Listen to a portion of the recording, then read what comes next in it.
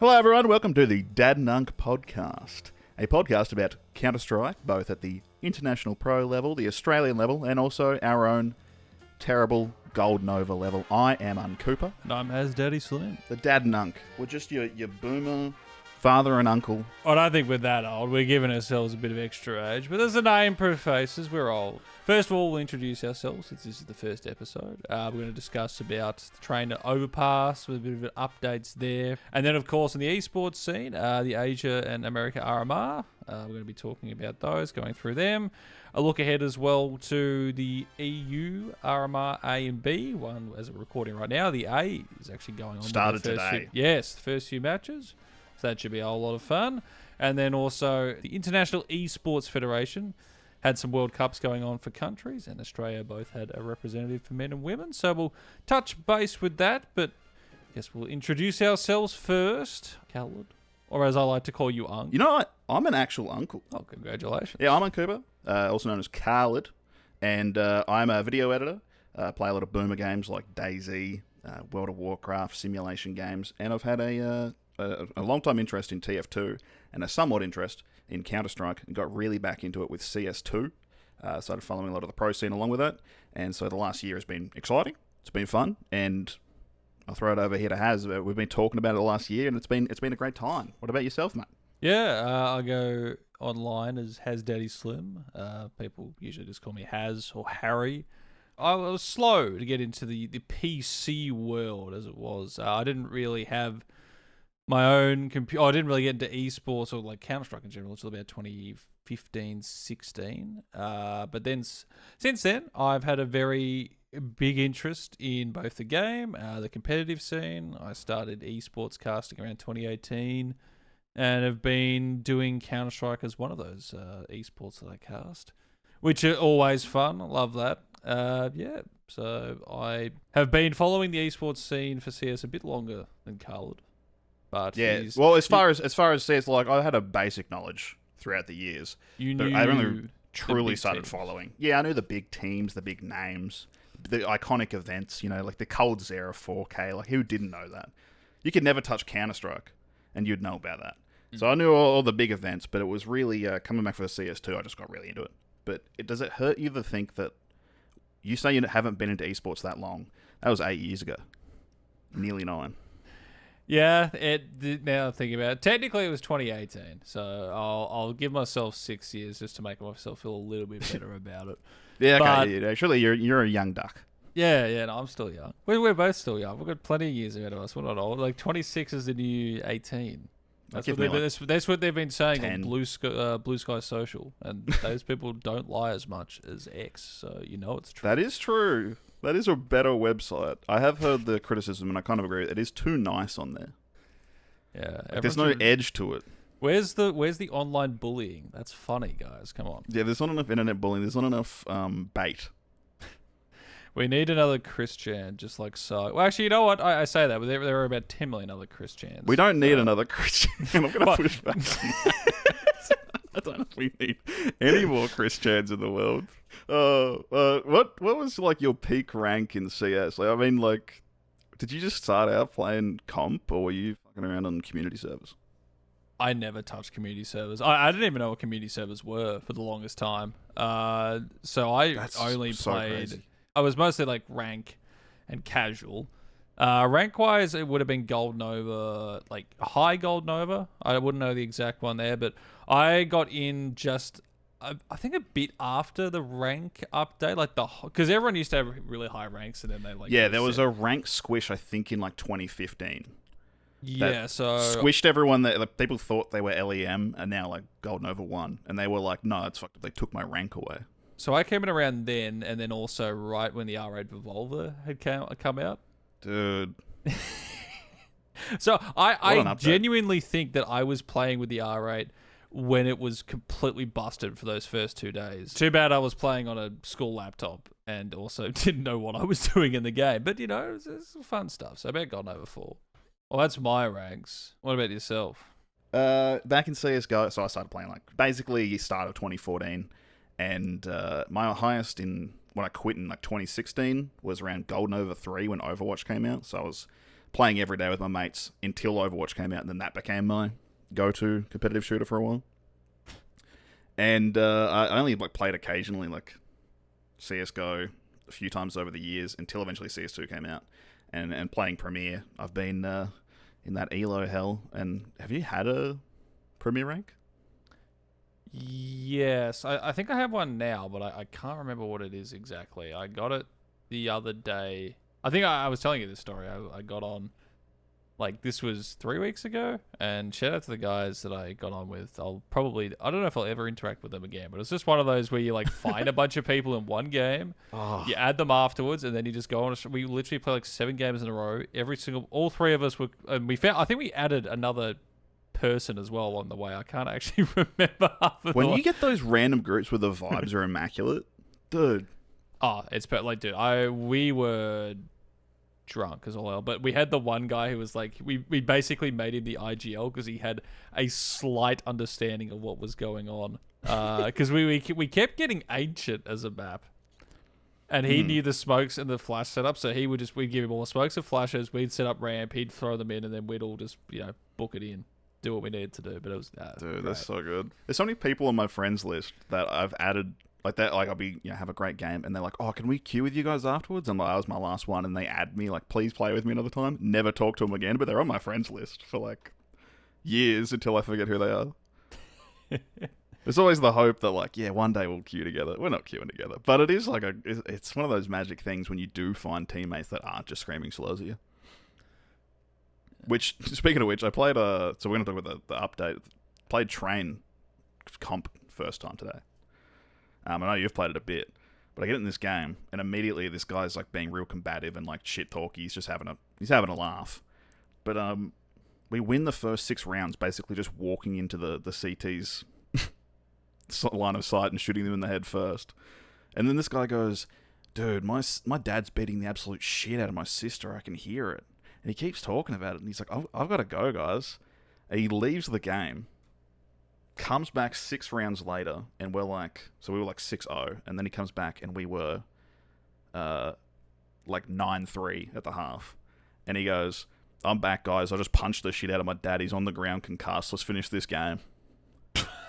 What the... What? And I don't know if he was joking or not.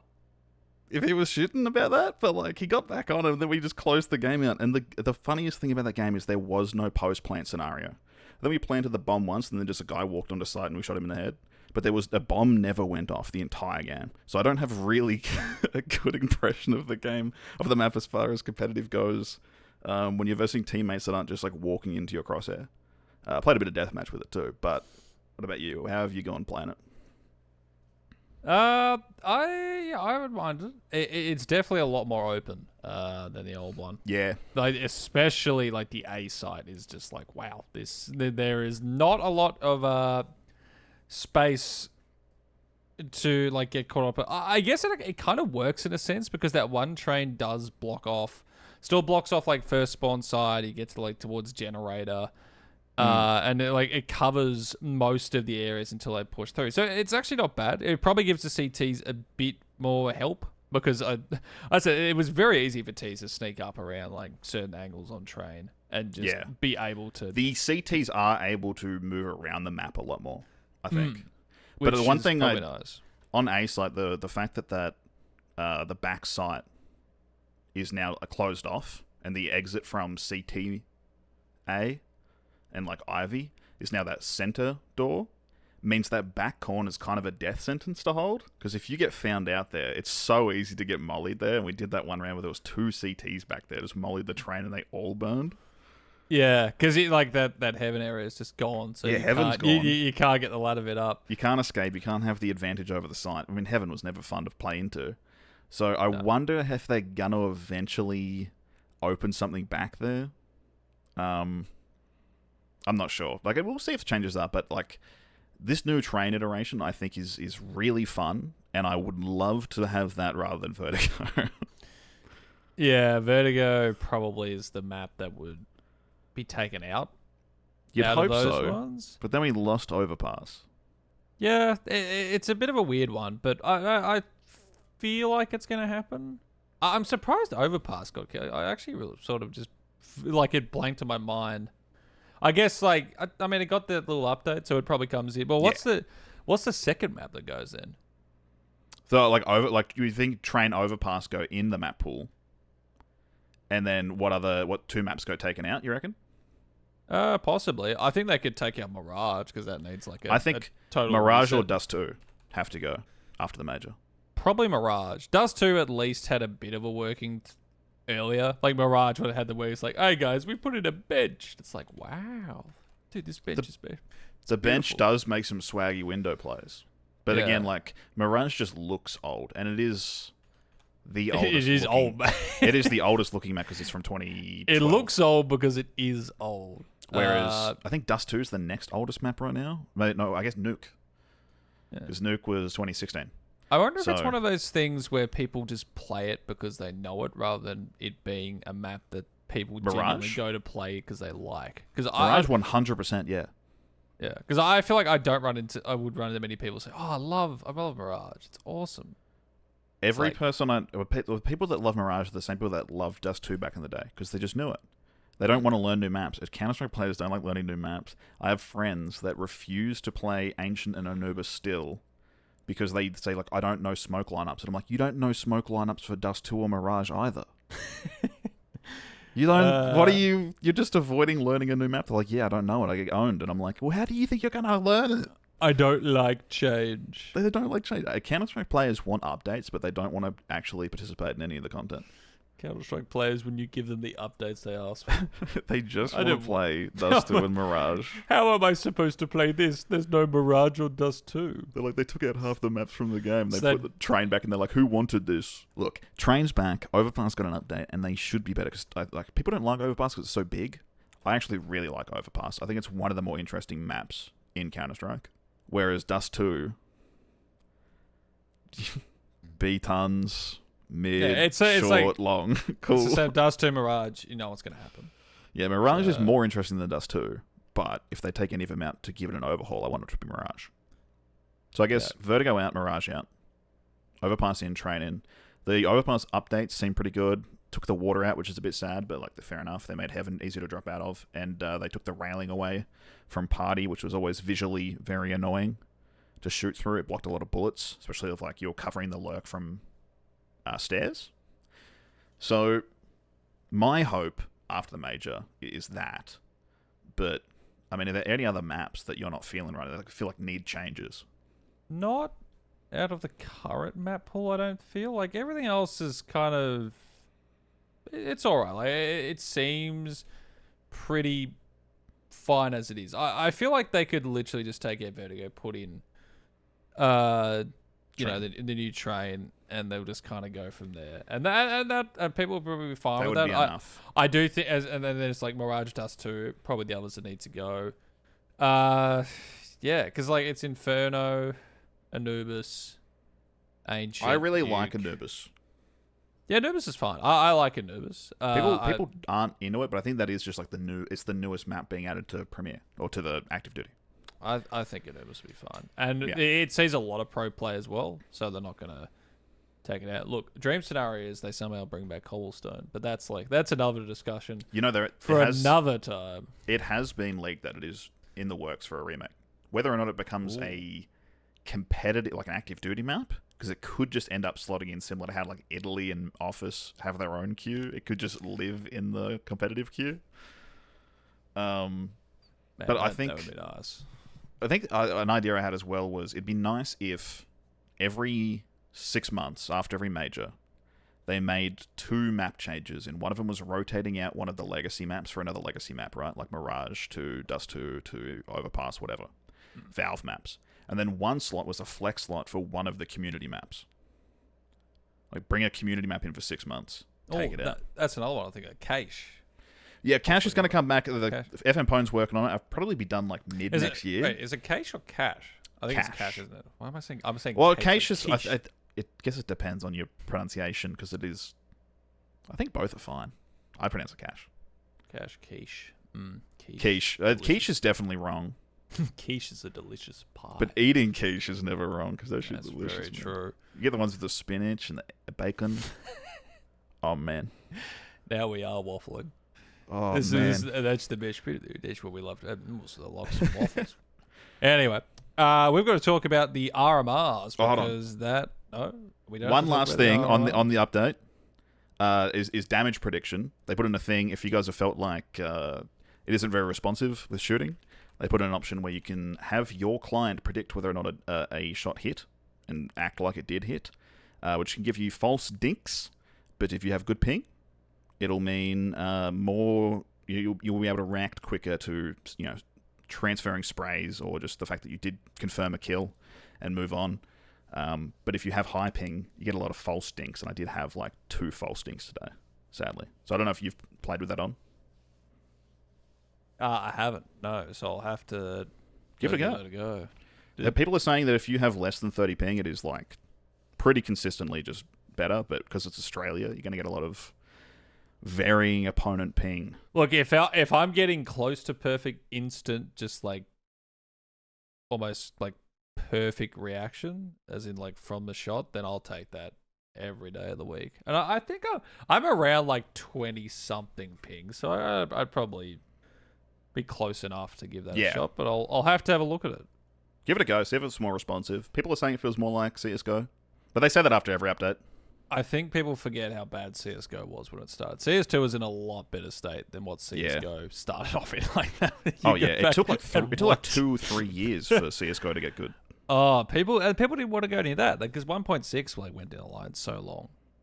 Before people took CS:GO. That's the crazy seriously. thing. When I bought CS:GO in end of 2013, people were still saying it was the worst Counter-Strike game in the series. That Source was better and 1.6 was the best competitive Counter-Strike. But like, it's crazy to think that 2 years after Global Offensive launched is about when they were like, all right, this is a worthy successor starting like about now.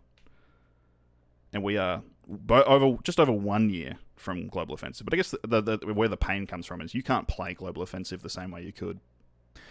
Yeah, I think if you go back to Global Offensive, people wouldn't be as fast. But since it's just like completely deleted, like server-wise, like you can't, like you could still go play the game if you want to just like experience running around. But you are relying on community servers being run, which for Australia, I bet there's only like one that pops off once a week or something.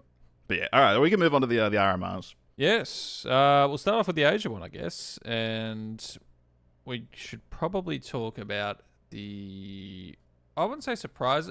I guess we should team-wise. We should start off with the big one in the room that everyone had eyes on for a variety of reasons. I think for us, we have differing opinions on how this team should be viewed.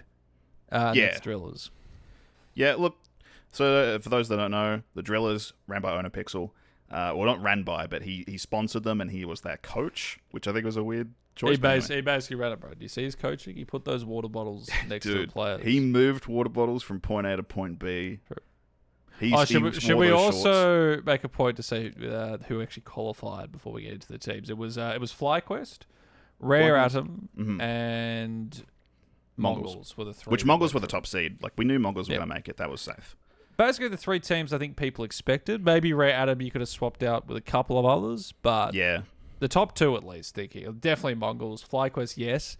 Their journey there was interesting. We will get into FlyQuest in a bit. But that was the question. Was we knew FlyQuest? Well, we didn't know, but it was likely that Mongols definitely, FlyQuest very likely that they were going to make it. And then who was going to be the third? Was it going to be Talon? Was it going to be Drillas? Was it going to be Rare Atom? Was it going to be Lind Vision? So these were the big questions going in to the RMRs. And so Drillas come into this sponsored by Owner Pixel with they qualify with a team of basically 2.5 Asian qualifying players, which get them into the RMR. Then they lose one of the Israeli players, so now they are 1.5 Asian players because one of them's half French, half Moroccan. And you can imagine how the Asian scene reacted to that, including back here in Australia. Look, I'll be honest, I was sort of iffy with it. Like I think it happened. It's sort of like I didn't think it was intentional how they sort of did it, but then also at the same time, it was the interview after they got knocked out where One basically said, I don't know why other people haven't done this. Like, we went there to do it. And, that's fine. I think the morals kind of come into it a little bit there, and you could discuss all day about morals and all ones to that, and that's a whole other, kettle of fish. But overall, what they did do is they didn't win, but they brought the Asian scene of CS all together to absolutely despise them. And it was beautiful because it just, like, Asian CS as a whole, it came together in this beautiful moment. It brought a tear to my eye. It was quite, it was touching. I really think the benefit is that they brought so many eyes to the scene as well. Like, to an RMR that otherwise would have been overlooked by most people, that otherwise would have been on the American.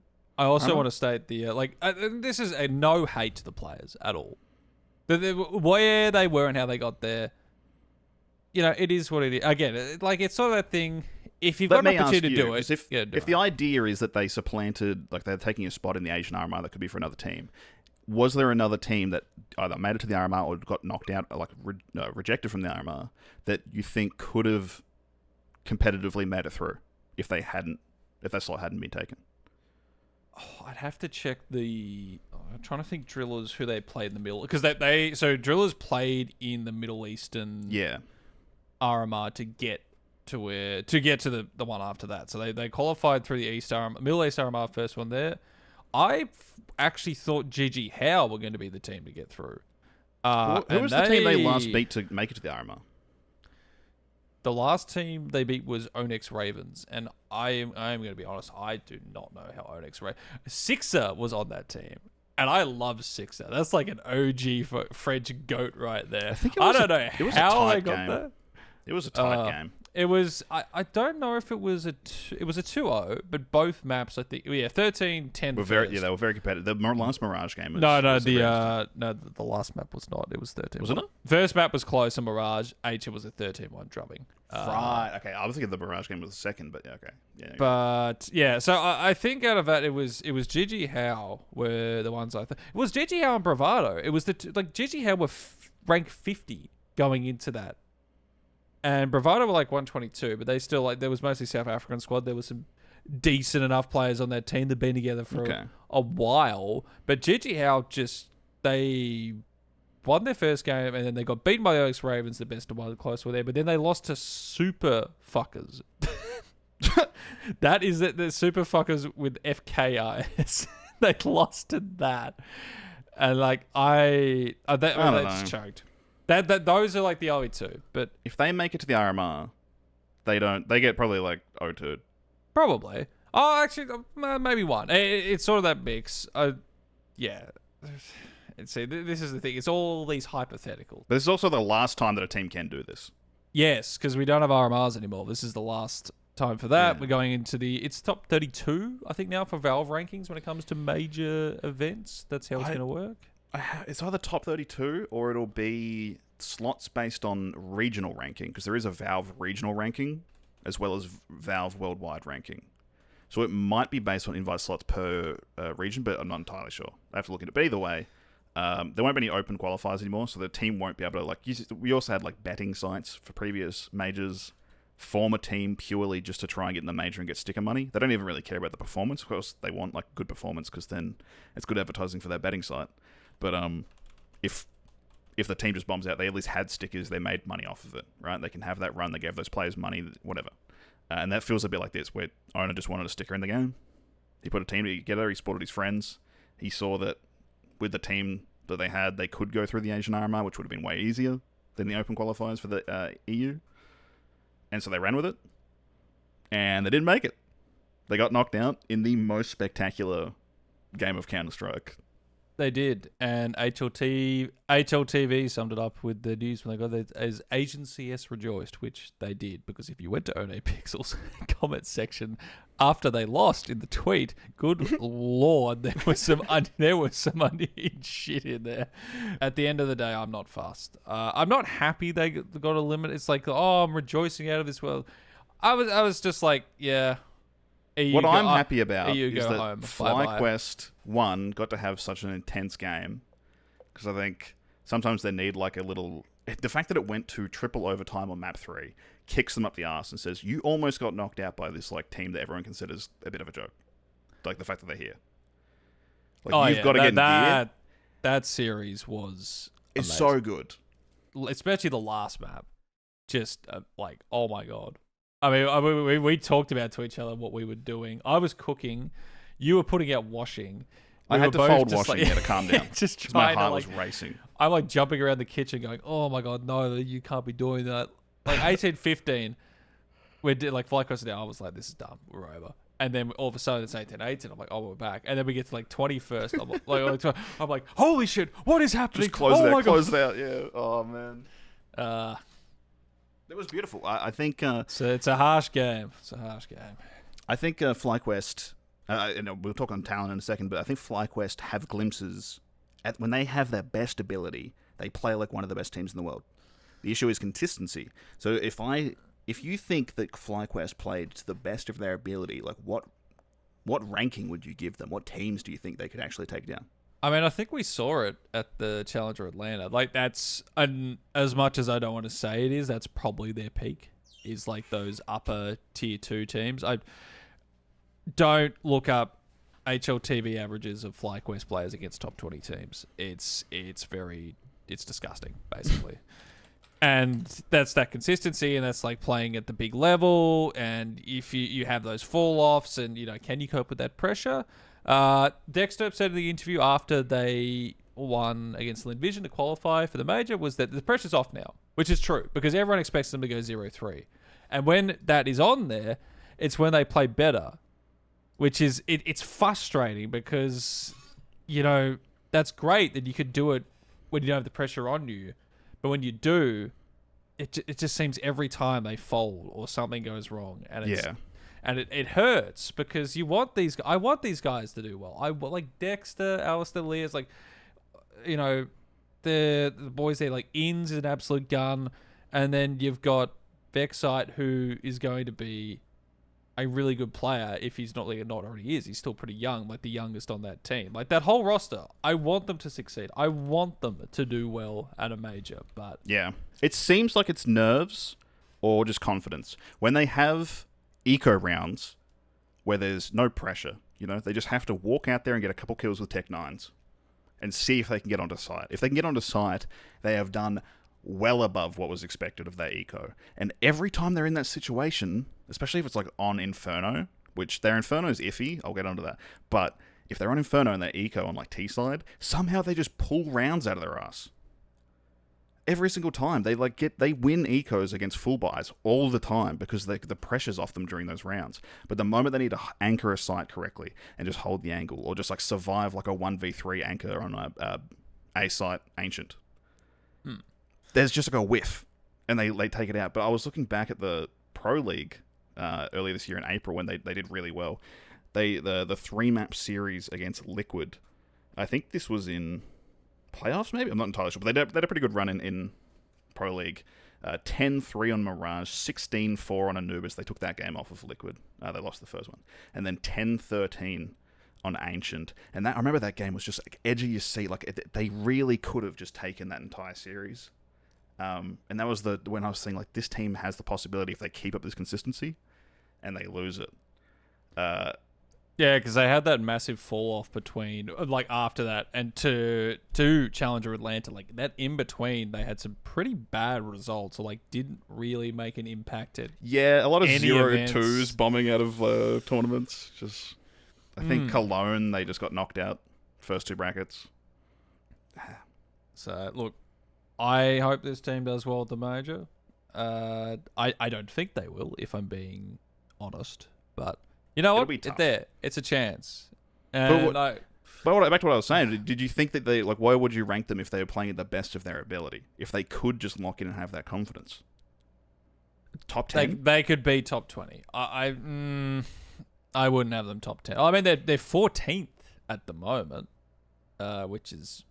Well, there you go. I feel like that is not correct at all. That's no offense to the boys, but they're around that 20 mark, and they can be towards that top. Look, if they really locked in top 10, it's like they're not getting any younger, a lot of these players, and consistency is still an issue. Like this long down the line, if they even after this, wait, where are you seeing that 14th?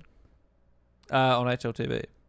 I'm on it says the 19th on Valve ranking, 20th in world right now. Am I What was right? I looking at? Oh, their peak is 14th. Their peak is 14th. Their current I rank was is looking at the peak at 14th. So yeah, like they're so the they're 14th was from Pro League. That So- was when they hadn't been together too long at that point. That might be their first or second showing since they got taken in by FlyQuest. So that was when everyone was hyped, and then they just sort of stagnated from there. One at the other. Yeah, we just talked about that just then. So it's like I again, as you said, I feel like they'd struggle to crack a top 10, but you know what? Go for it, lads. The world is your oyster. You've got the major. You got no pressure. Go wild. It's unfortunate though that we're not going to see a second Aussie team there because Talon, who look on paper, I like this squad. But I don't know if they're going to be staying together after this because they've missed the major. The sticker money's out the door. I don't know what Talon's going to be like for it. Maybe they do stay. Maybe Talon want to invest in it a little bit, but it's sort of on a hope they get to keep 50-50. going.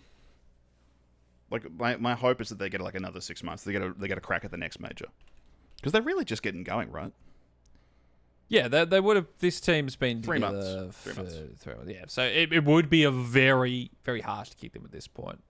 But at the same time, it's like that thing where they haven't really done anything that screams, this is a team that can do very well. Like, who can make a massive impact somewhere. And it's tough because in the Australian scene, there's really not a lot of money. It'd be great if we had more than one top team. And Talon's the best chance of having a second top team in the region. Hey, well, you get one, man. Let's not get too ahead of ourselves. But at the same time... We need more of a competitive scene to build it up, to work off of each other, I mean, look, it's not a throw shot. I mean, this is a team that can't beat Navi Jr. Which, I say that, but also Navi Jr. are completely cracked because like the average rating was 17.6, but this is also players that could play for Navi, who's the top team of the world.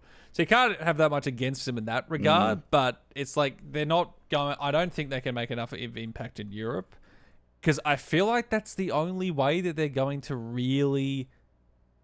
stay with it. The only other thing is whether or not... Because I think we was discussing this, but I don't think we quite figured where Talon... headquarters are, whether it's in... whether or not they go play in Asia, possibly, rather than Europe. So... Well, I throw out the idea that they could have a...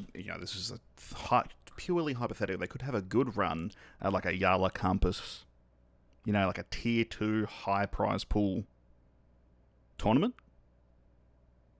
And that might give them the funding and the confidence to do a few more boot camps in EU, make it to a pro league maybe. Because Rooster were the last pro league, right? Yes. And Rooster are kind of... Well, Rooster lost NetX to this team. So Rooster have kind of fallen back. Talon's taken what should be that second spot if they stay around the Asia side. But what they could do is stay in Asia and play there. Because Extremes Land is coming back. I don't know if you know what that is. I'm not aware. So that's like the big Asian player one. It used to be run back in 2016 to 2020 and all the way through to, I think it's about, it was 2020. And it was you're talking Flash Gaming, Vici. I mean, Talon actually played in their old 2017 roster, which I can't even remember who was in that. It's now actually a thing again. So they're got bigger tournaments. There's an Australian qualifying. There was a qualifying for Australian teams to go through there. I'm not sure who actually made it. I'd have to... The one that comes to... Because I don't think that there were teams that actually... Some couldn't play because of the major ones. That's what I'm thinking, but I could be wrong. Have you looked at the roster for next year for events? I've sort of glanced at it. I won't. It is crazy. There's basically an event every week. Oh, and we love that. It's gonna be one of the situations where teams pick and choose what events they can go to without burning themselves out. It'd be nice if... I don't know if they're going to keep doing this. Oh, shit. But there was the 3-week player break this year. Yeah. I feel like that's required. That's the team that's going to the player very well. It's Simplify. Do you know Simplify? I feel like I watched a game of them a while ago or something. I'm not entirely sure. So that's like the other Australian. I completely forgot about Simplify because they're another squad who is just like there and then like around the Australian scene. So it's under Savage Vision Valiant. So like Savage's dad, I want to say, he's sort of backing this one because Savage, he's quite James Savage, 19 from Australia. He had a bunch of teams that he was he was on Vertex for a bit, looking for org. There was a thing at the period where they had like the Gigi Howe squad, didn't go in there. They went to Sprout Academy over in Europe, and then Sprout folded literally a month after they signed.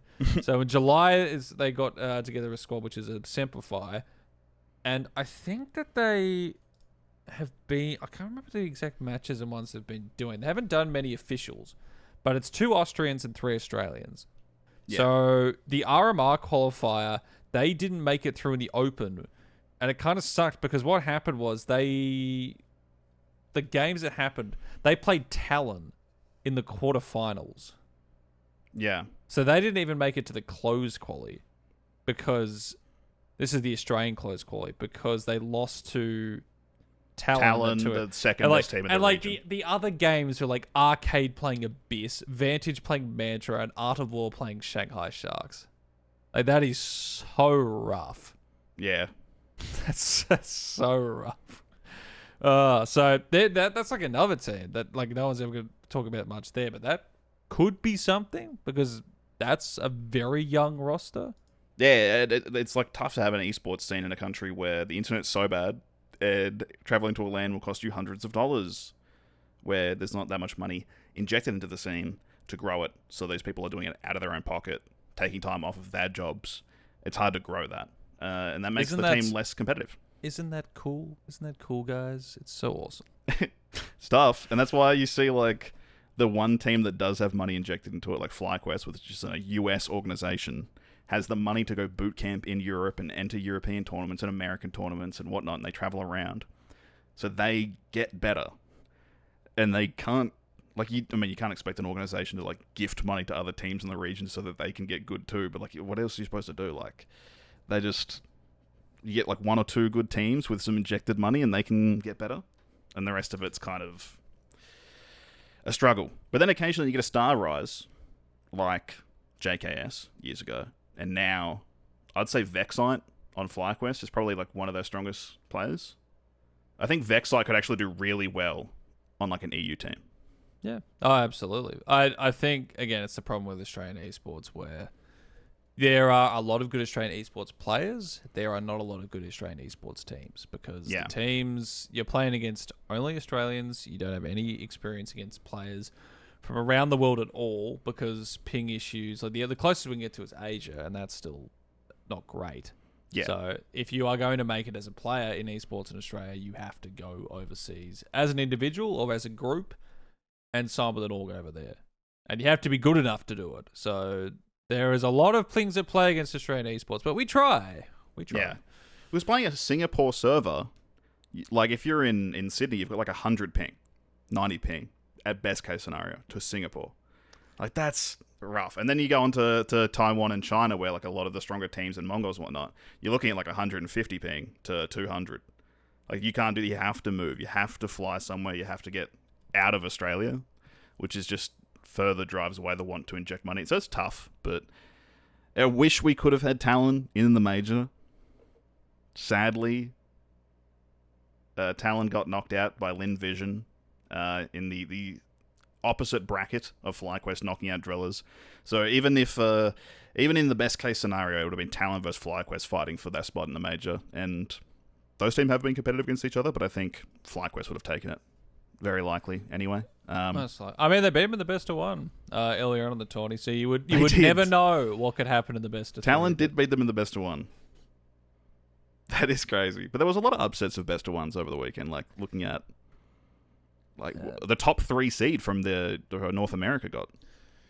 Yeah, no, I guess we should have a chat about the American RMR because the Asian RMR was sort of everything went as it should have, but the American one, I think as best as it could. In the end, it sort of did, but it was also just kind of insane what happened. I guess we have to talk about the big outlier in the room, which is Wildcard. 3-0. And beating some pretty decent teams to get there. Say what you will about get like best of ones, but their best of 3 win was like no fluke either. I don't know how they're going to go in the major, but like, goddamn. Shout out to these boys. Shout out to Stanislaw. It's a strong start. It's nice to see him. He said he never thought about Valorant. CS was his life. All those, American players abandoned CS to Valorant. They're just absolute dogs. Dogs they are. And he got this status law, a true patriot who stays in CS. And he's been rewarded for it. He's there at the major. Taking out Team Liquid in OT, pretty solid. Team Liquid a bit rocky, but whatnot. Pain's been really strong. And they ended up qualifying, but beat them in a best of 1. And then 9Z, it's been alright, been pretty good. 2-0. And straight through. I think it's the Amaranth money, the Amaranth hope. Do you think she goes to the major to watch them? I think that would be unreal. Imagine, how like they have the streamers set up? Oh, that's in China though. Slightly different. Maybe she'll actually watch them on stream. I don't know if she's ever watched Wildcard on stream, I'll be honest. She sponsored the wrong major. She should have waited for the American one next year. Because imagine they set her up with one of those streamer setups in the thing and she's in the hot tub in the arena. Yeah, the hot tub, and then there's like the little CS playing down right in the corner that everyone's there for. Yes. Everyone is there for the CS. But no, the camera's behind the pool and she's watching it on the screen in the background. Actually, that'd be an awesome. That's a great idea, hot tub wise. Like camera behind your head while you're sitting in the hot tub watching like the cricket. Yep. Dude, that's for us. That's like a podcast episode. We're like sitting in the hot tub watching the cricket. Dude. Camera like watching it while we just sit there and discuss like CS. But maybe she will. Maybe she'll keep it going. Maybe she'll want Wildcard to go to that major as well. If this works out, who knows? Good. I mean, they're getting stickers. That's money there. I feel a bit bad for 9Z because they were the first one to play Wildcard. Yeah. That was in the 2-0 bracket. 9Z then proceeded to lose the next 2 best of 3s as well. He lost every map afterwards. 3 opportunities to make it to the major. They could. It's a tough 6 game, maps man. in a row. That's crazy. But yeah, I mean, like everything happened as it should have. Mostly overall, there were, I guess, like the weirder ones were. So like Liquid, Complexity, Pain all got there. They lost best of 1s. Complexity actually lost a best of 2. Their first one, which I'm trying to think who that was. That was against MIBR, which I feel like MIBR are one of the better Brazilian squads. So that's nothing ridiculous. They've been pretty strong, yeah. Yeah, but their wins before that were only Boss and Bestia. Bestia maybe to give a case for Boss, not particularly. But then they beat me M80 2-0. Now we're talking about games you want to watch. You really like this game. You were telling me to go watch this, and I did. The Cole M80 one. Yeah, that was an amazing game. Tell me how you went on the edge of your seat every single time they jumped through a smoke. It's just entertaining CS. It is one of the most, along with like the Drillas FlyQuest is a drama. It's like Game of Thrones or something where like you're on the edge of your seat and like you're just like, come on, you want my favorite character to win and live and survive the fight. The music's swelling and you're on the edge of your seat, your heart's racing. This is like watching X Games. Cole vs M80 was like watching the Crusty Demons. Like a guy just did like a triple backflip 200 meters in the air off a dirt bike, and you're like, is he gonna land or is he gonna break his neck? That game was crazy. Am I wrong? No, I think you're right. The game. I feel like you don't love it as much as me. Yeah, maybe not. Maybe because I wasn't there to see it live. So. It was insane. If they just kept, it was so pushy. It was just ultra aggressive, and it felt personal, especially the Vertigo game. That you can tell there's like a tension there. It was sick. I had a great time. But then the biggest upset then is like you expect, okay, well M80 lose against Cole. They've had a bit of a rivalry this year. At least there's a good chance M80's going to the major. Like Lake has been performing well above his pay grade. He's an incredible upcomer. They were very close to, but unfortunately. Sadly. They missed it by 1. So it got down to the 2-2 bracket, and there were the 2 teams there that stood out. It was like Furia and M80.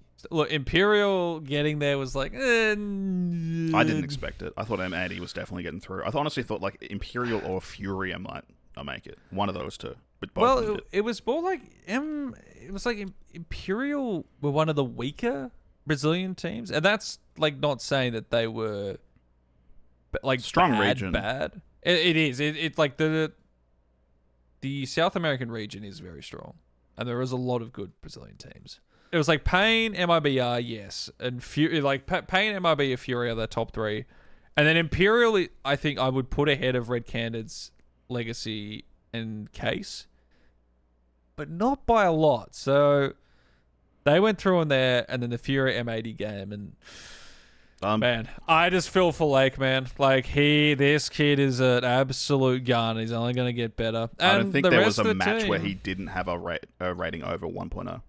Like he is just slaughtering people on the server and trying his best to keep it to carry his team through. Not that the other team, like the rest of them, are bad. M80 is a good team, but he is a real good star. It's a solid team, and they seemed like they had a decent run. What was going on? Like they were doing decently well at all these events, at least in the American side of things. They were taking care of business. They were just like they're on the prefaces where it's like you're almost able to they were able to challenge teams. I mean, they were in like we think about that Fnatic game where they were part of the longest CS2 match in history. M80 make content. The incredible Scrappy game against Cole, and then the 80-round game, the longest CS2 game in high-level play. That was such a incredible. Yeah. And it's such a shame they're not going to be at the major. It is, and they're hype, and they're up and about, and they talk shit, and we love that, because it's not Valorant. I love how Valorant... I don't know do you know the thing with Valorant where you just can't do anything? Like, if you teabag, or you yell something, the or you rules just like... Where, there is no toxicity. You can't shoot a body, you can't teabag, you can't yell anything out. Jesus Christ. I don't get that. I don't know. It's crazy that you get fined if you shoot a body after they're died. That's so crazy, because that's just the thing in CS. Everyone does it. It's so funny in CS, people scream profanity against the room. Yeah. As long as it's not like racially charged. That's what makes good entertainment and good CS, that you've actually got people with emotions. You can't have you seen the clip of emotions, man? Have you seen the clip of Carrigan screaming "nice save" when an opponent saves like a Tech 9? Dust 2 didn't. Like we just witnessed there. Dude, it's so good. That's what makes this fit. It's entertaining. It's great. It's cinema. It literally is drama. It's fucking Martin Scorsese hands up. Yep. Absolute cinema. Yep. So that's my gripe with Valorant as an esport, because Valorant itself I enjoy watching sucks. as well. I don't know. I've never played it. Anyway, so M80 get knocked out, which is a shame. But here's the hypothetical best case scenario: American major next year. We have a possibility of bringing it home. It's coming home. We're bringing it. Yeah, they're like, we're Americans. Also, what you're saying is an English. I know, but English song are the ones that you've done well there. CS is an American game. It's coming home. It's coming home. It's coming. Counter-Strike's coming home. Come on. Well, we can start bigging up M80 to bring it home. Look, that would mean that a North American team has to play well. And I guess we could talk about the teams that are going over there. The big ones, at least North American, so we talked about Wildcard, and they will be a Wildcard for that game. But Complexity and Liquid, the ones expected, get through. Wasn't perfect. They're rocky. They are rocky teams. They're not consistent. Again, it's that consistency issue that affects a lot of these teams. All of my favorite teams are inconsistent and heartbreaking when they lose. And FlyQuest, fun? Complexity, Liquid, G2, Mouse. They're my favorite teams. They all break my heart all the time. And it's like the way they did it as well to get to this. I mean, Liquid, their game that they did lose was against Wildcard. You give them a pass because it's a best of one. But even then, it's like, they would then go on and absolutely destroy Crew and Bestia. And then 2-1 Furia, which I think that was a big confidence booster for them. That's solid, yeah. Like you're beating, if not the best Brazilian team, at least on paper, close to, in a best of 3 series. And you did it after winning a map 13-3 in the first. You get to Dust 2, you get smacked 13-3, and then you think, oh no, this is going to be the same thing that happened against G2, where they won 13-0, and then lost 6-13, 6-13 in repetitive. Yeah. But, to their credit, locked in on Inferno, did what they needed to do. Through to the major. This team It's interesting because they've had a bit of a slump after having such a strong start, where I think they were, because Ultimate was a new player coming in, it was a new way of leading. They play a lot, like very phased because of Twists and how he's learnt from like the school of Carrigan.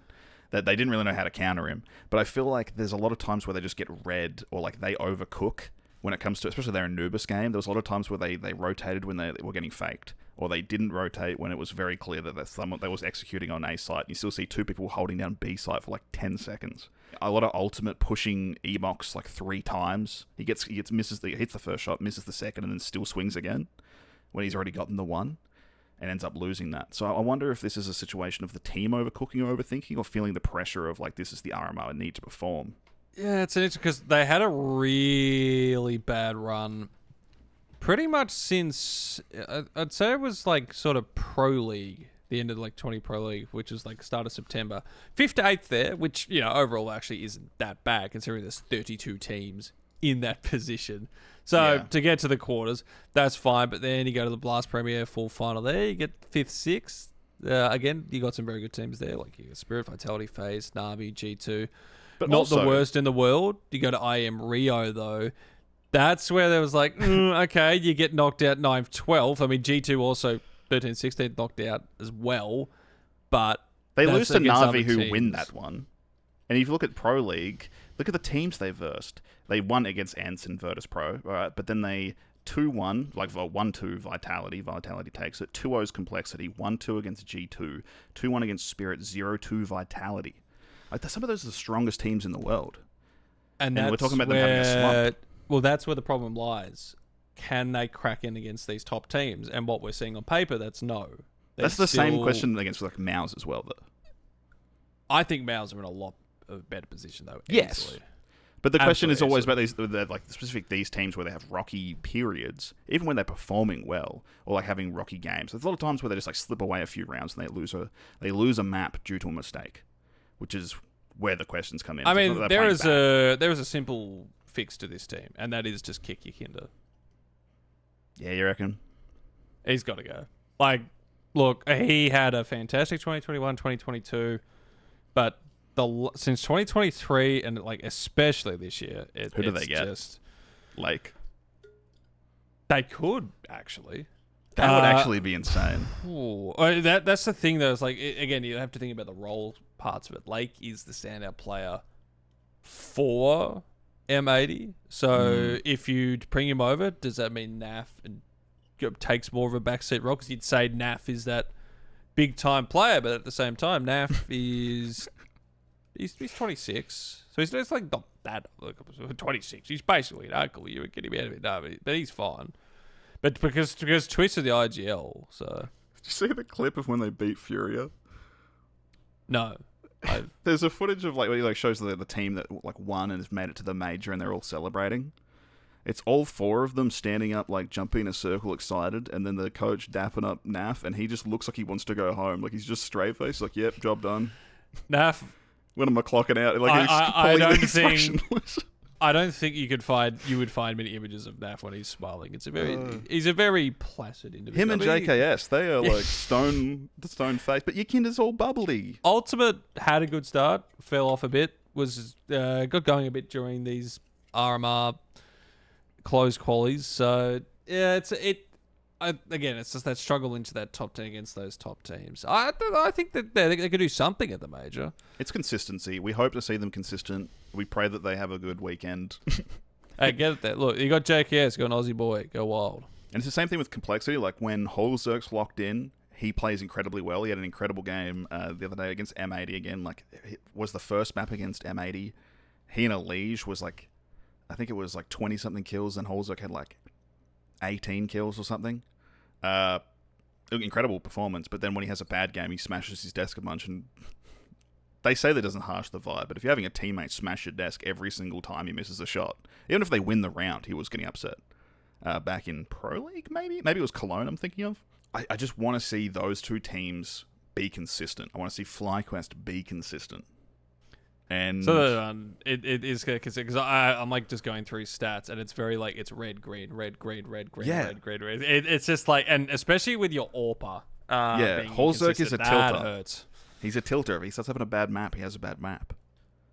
And especially if he has that bad map in the first map of a best of 3. What's that going to do for their chances, you know? Oh, so all they need to do is just not lose, and they'll be fine. Well, that is... Just don't lose. Predicted. Lock it in. Put them in your pick'ems. 3-0, first stage. 3-0 complexity. That is, you could take it to the bank right now. But put it on 1xbet. I don't mind the complexity roster. It's basically, has it stayed the same pretty much since? It's been like this for like 2 years, I think. Yeah, since CS2 came out. I Am Sydney. This was the roster they finished second. Where they came second, yeah. Yeah. That made me believe. Hasn't particularly gone that well since. I mean, it hasn't been poor. Like, they're still performing well. Still in the top 10 of teams in the world. Yeah. They're just really inconsistent. Yeah, again, it's like they go to those event stuff, they'll win a challenger, they'll do all right. They got like 3rd and 4th ESL Pro League season 19 back in April. They've won series against Spirit, one of the best teams in the world. They've had a really bad run against Vitality for a while. Again, it comes with and like, FaZe. They can beat these teams. Consistency, big C. It's interesting they can't take a game off FaZe because Twists learned how to IGL from Carrigan. He can't I think maybe that'll be the breaking point. Once he beats he's the master. Padawan. Yeah, he has to he beats the old master. He's just going to like disappear, like the turtle from from Kung Fu Panda. Carrigan dissolves.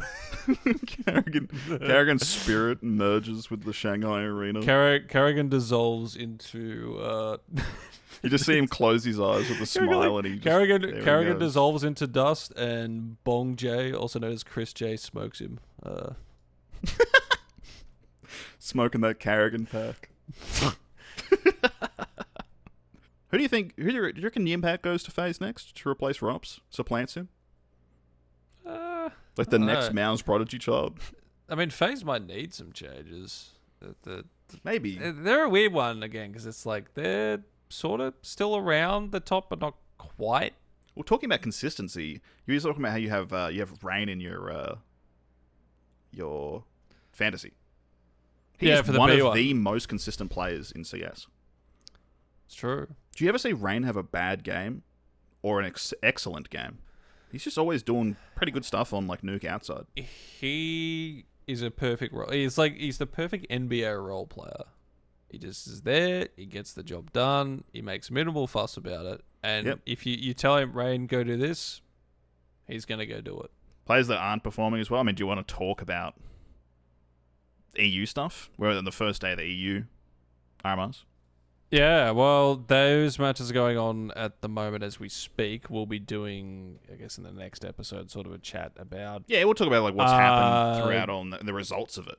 Yeah, like RMR A and B. At the moment, it's the A one that's going on, and it's about what you'd expect so far with a lot of results. For now, Vitality are in the 2-0 bracket, as are Na'Vi.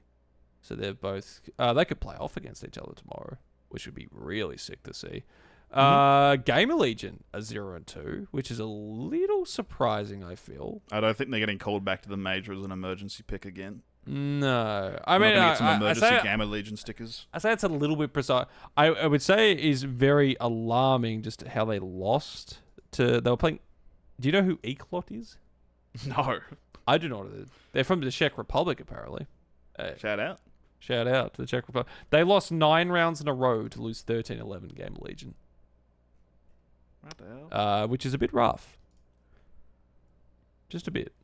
I watched the Na'Vi Fnatic game, the Vitality. Oh no, I watched the Mouse, the Mega game, and the Source Sinners game earlier. Again, Mouse and Na'Vi, they did exactly what you expect. Fnatic had some pretty decent rounds. Like, it was a lot of Inferno with those two. It was a BO1's Inferno. I feel like BO1's Inferno is always that's just the classic. But Inferno Mouse are in too. great form. Navi doing pretty well. Got caught off in a couple A-site cut off with post-plant situation. The fact that no one's lost the best of one yet, which is like, that's the scary. That's sort of as it is. FaZe and Falcons will be playing a little bit later. In fact, in 7 minutes for us. Well, At a best of one. So that'll be interesting. Mouse plays Sangol. So those two games I just said will be to go to 2-0. Will be 1-1. Namigo playing Cloud9. That's for the 0-1 brackets. One of those teams is going to be facing elimination tomorrow. And Saboteur and Unity. And that's a crazy thing about these ones. It's like, you after 2 games today, a 0-2, and you could be going home the next day. And that's it. Yeah, you wait for months for this opportunity, and then you just like 2 days. You're in China for a couple of days, and you go home. But I think I said the other day that of the A group, I was like, Sangol probably have like of the lower seeds, Sangol probably have a good chance. And Yeah, people seem pretty high on Sangol at the moment. because they did a pretty good run at Pro League, I think. They did. I liked Saw, but then they had the roster change stuff as well. They've also lost to Sinners Yeah, in the first best of one, which it was a very close game, 13-11. It was actually pretty entertaining to watch, but it didn't Rest in quite peace, get Irish there. Dose. Hey, dude, Sinners have Oscar. My fucking goat Oscar, IGL for Mouse for their 2016 to 2019. Oh, I love Oscar. Good man. I think he's also, I think he's responsible for that clip where he gets like the 2 in the smoke when they're defusing. And the commentators like disconnect a bunch of audio cables so they go, oh! And the whole thing just cuts out. I haven't seen that, but it sounds good. You did a perfect impression of that. I don't know if that was just Discord that perfectly cut that off, but it was unreal. Yeah, it was. It was Mouse. Yeah, I think it was it was a 3K. Yeah, they went to swing the bomb and he lined up 3 and they just hit it. ECS season 6. That was 6 years ago. Bam. What that is. If you haven't seen that clip, we'll have to go back and we'll have to watch it after this. I'm going to do my homework. That's my homework for the week. But yeah, so that's Europe RMR at the moment for the A. B is Yeah. starting. Is it next week? I think the other one is like Tuesday. the 30th. Yes, so that will be. Wait, what? Wait, no. I'm reading the. Oh, that's the opening stage for the major. Never mind. The 21st, Thursday. So, literally the next day afterwards. So I think all the teams must be around the same like spot. Just like you teams go first, the others just get to sit back and watch, and then they go and play, and the others that are qualified are already there. They just get to hang around a bit longer, watch the others. Play some scrims, do some practice, study the other people's moves. I think I'm hoping G2 have some good performances. We'll see. And other than that, I don't know. I don't really care about Spirit. I don't think they're a very entertaining team to watch for myself. I know Donk is a prodigy, but when I watch Spirit, I fall asleep. Yeah, that's I don't know if I'd fall asleep with Spirit. Virtus Pro, I think, is more. Now Spirit Virtus Pro game. Now that is like you go to bed, you need like some warm milk. So like, just put this game on, and then you'll probably like conk out. You're like, I'm gonna wake up and Donk's gonna have like a 1.7 rating, and he's gonna have just walked into the side every time and gotten a headshot, and it's like, okay, he did the job he did. James saving in the pistol round. It's like this is. Yeah, I don't know. Like they've got like 4 smokes on B site, top of on Inferno, just to like prevent anyone from pushing in ever. It's like, oh, cool, we're doing this again. Hey, top class CS. That's what we love to see. So I those teams. The second one, I don't know. I think you say, let's set a big. Big go to the major. Why not? Tabson, get there again. You sexy little. They did well at Pro League. It'd be nice. But anyway, I think that's enough of the RMR stuff. We'll touch back on the EU RMR after it's done and see if there's any big surprises. I don't think there will be, but who knows? Yeah, and then we can have our major pick'ems and everything. Yeah, we'll have to do our pick'ems for sure.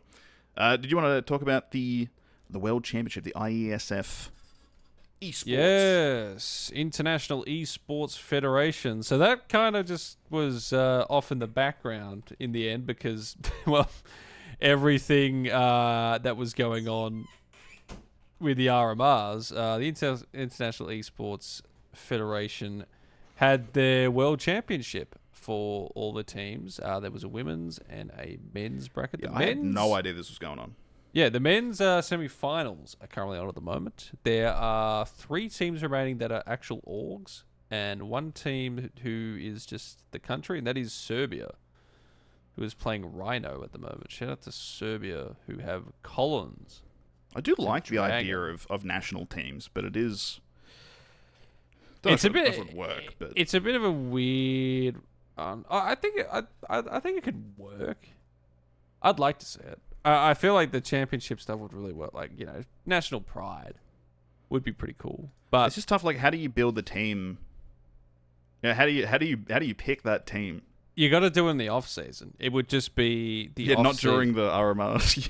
Yeah. So like off season championships, you just get the players. Like you just do it how it's like the top 5 rated players as it stands, like rankings for each country goes over. Well, maybe it was good that HLTV just switched to its updated rating, so it's less AUSSIES, because otherwise, like, you'd have like Monacy, 5 AUSSIES on all teams. 5 Monacy, Shiro, just like 3 Russian AUSSIES. I was gonna say, and then Australian CS wouldn't have to worry about that, so that's a plus. It's like, oh, you'd have Ali. That's one. Mm-hmm. I think you'd just have FlyQuest, wouldn't you? Do we still back Rico as a Rico my goat? He plays for Mindfree. He was at the World Championships. We'll jump in with the women's one first, because that is where Australia performed the best, and I would say they did a fantastic job. Coming to the quarterfinals for that one. The team consisting of... Oh, I can't actually get... I was going to say... You go to click the roster ones on HLTV, it's not there. Oh, yeah. It's Bibian, Epo, Artemis, Madu, and JD.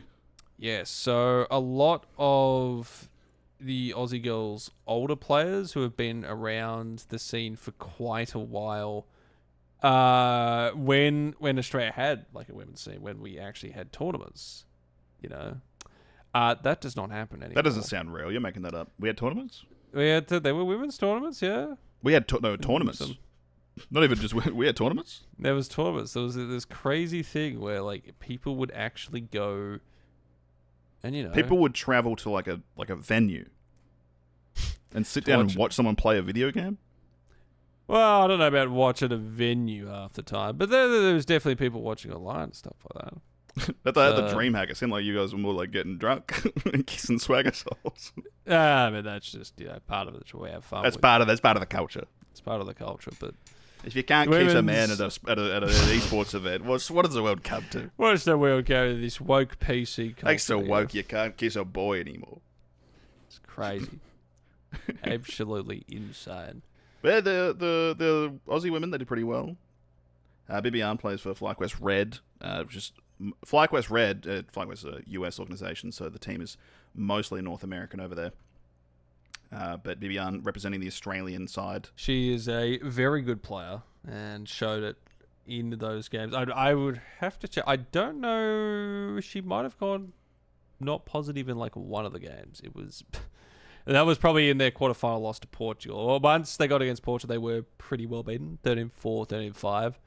But at that stage, you're also playing against like European players who they've just got more skill and like more time play. They're playing against better opponents half the time because you've just got more people to play against. It's that same issue. Yeah, very hard to play when it's like there's no one around. It's pretty awesome. But against Spain, she went 45-29 across all maps. 45 kills, kill leader of the entire series. She was positive rating every game except for the last map against Portugal. Yep. Had the highest rating of that one too, yeah. Also put off a 2.23 against South Africa. 13-11.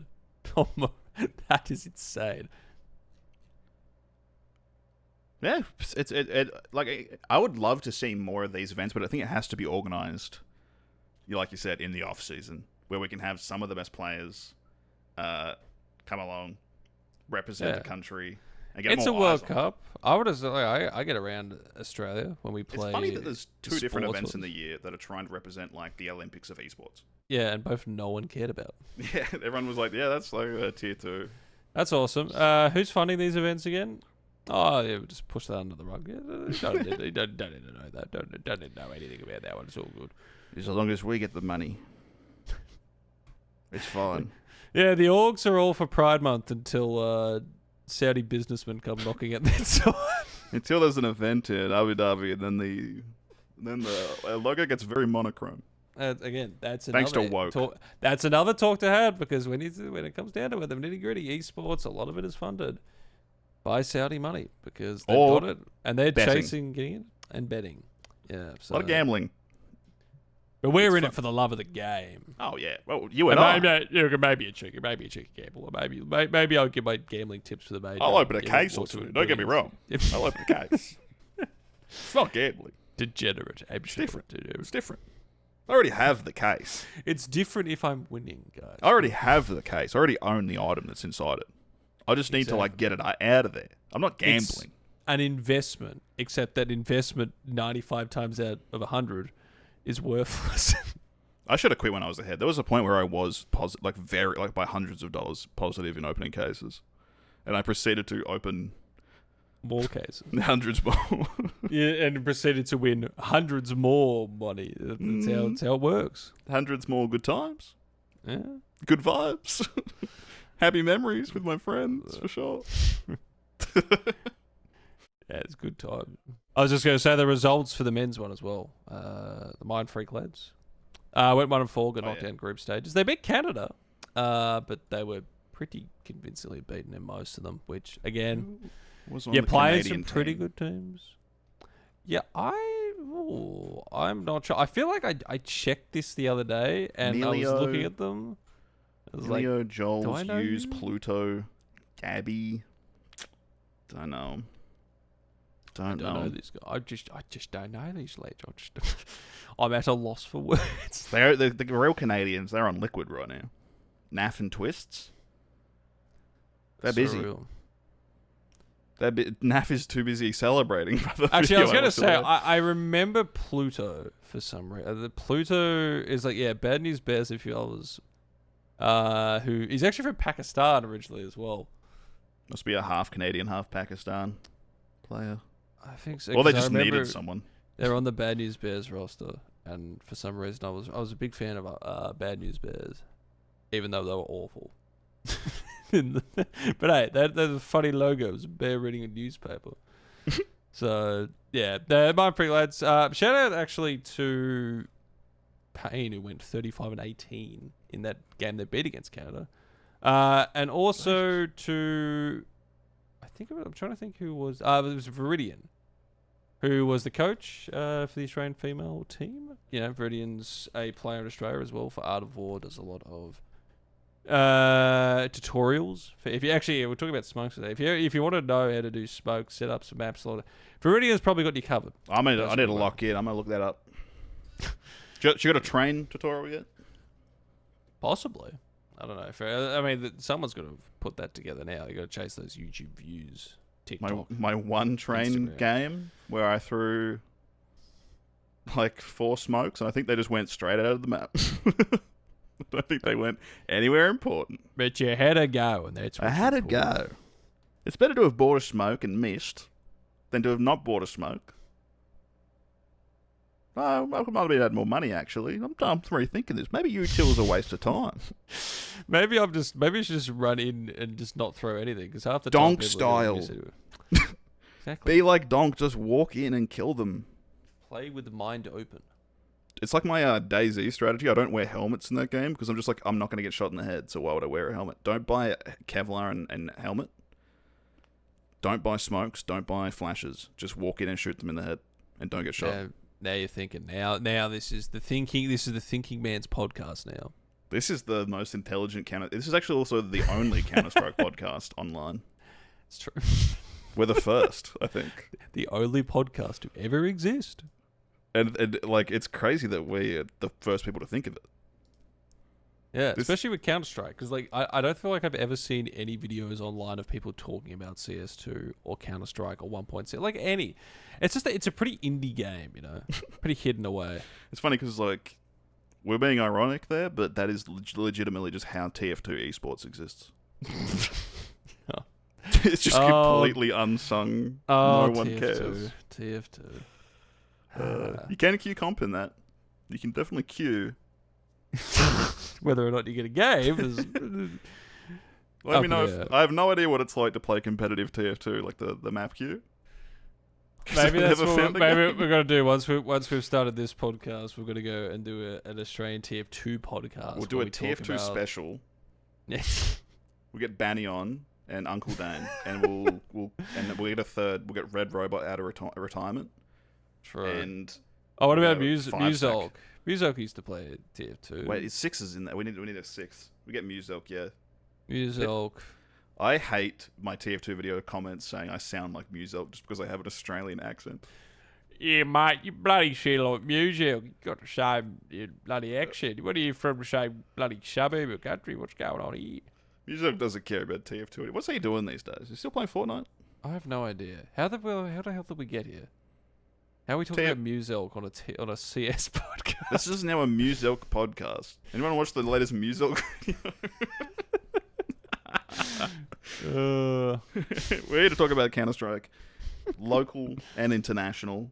If anyone has any thoughts on the RMRs and any particular team's performance, consistency, theories, pick'ems, whatnot, let us know.